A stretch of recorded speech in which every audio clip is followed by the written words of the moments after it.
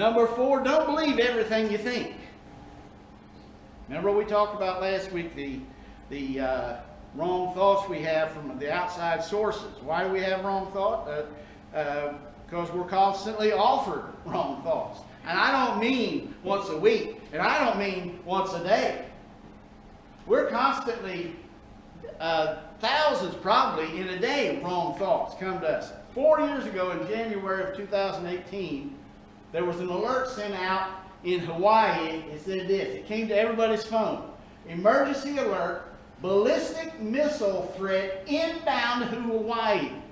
Seek immediate shelter. This is not a drill. It was also on the TV. It interrupted some sports they were playing on the radio and on everybody's phone. This is not a drill. Now, if you would have got that, you saw it on the, turn on the TV. It said the same, turn on the radio, and the same thing. What would you have done?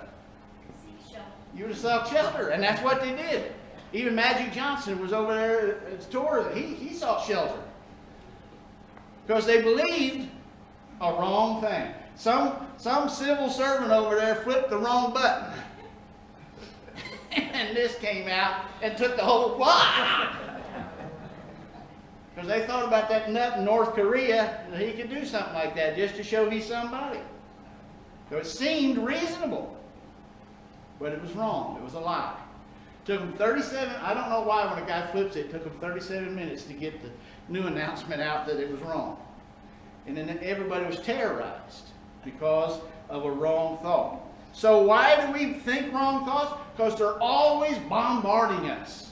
From, remember I talked about last week, from the world, from the flesh, ourself, and from the father of lies, the devil. We are constantly offered wrong thoughts, and we believe them sometimes. It's hard to deal with. I understand that.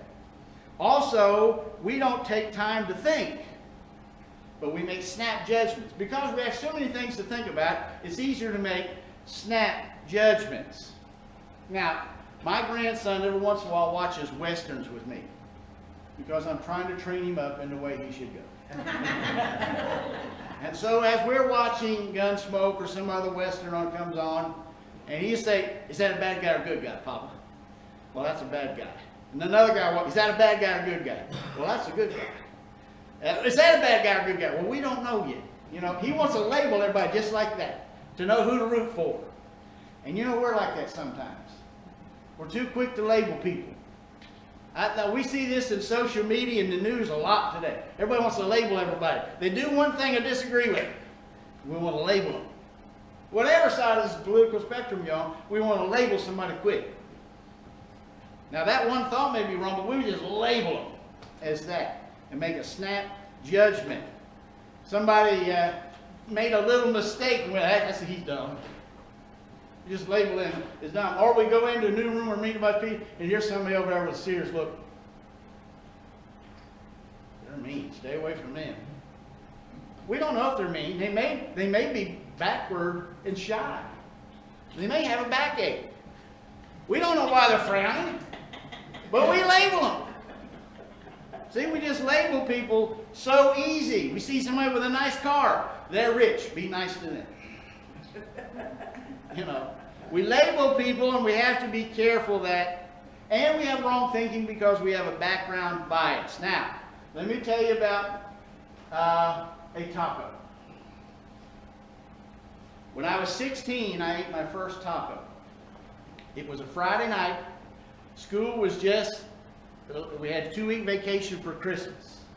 All excited about my 2 weeks off for Christmas, and Mom, for the first time, made us tacos. Never had one before in my life. It was pretty good. But I got violently sick afterwards. I think it had nothing to do with the taco because then none of them got sick. I was in the bed for 2 weeks. The sickest I've been in my life.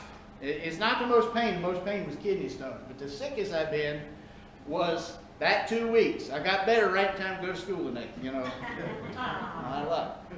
I had yellow skin and yellow eyes. Maybe somebody tells you that's what it was. I don't know. My fever was so high I was like hallucinating. I just laid in the bed for 2 weeks. We were too poor to go to the doctor, and I felt awful. And so, you know what my body said? Taco's bad.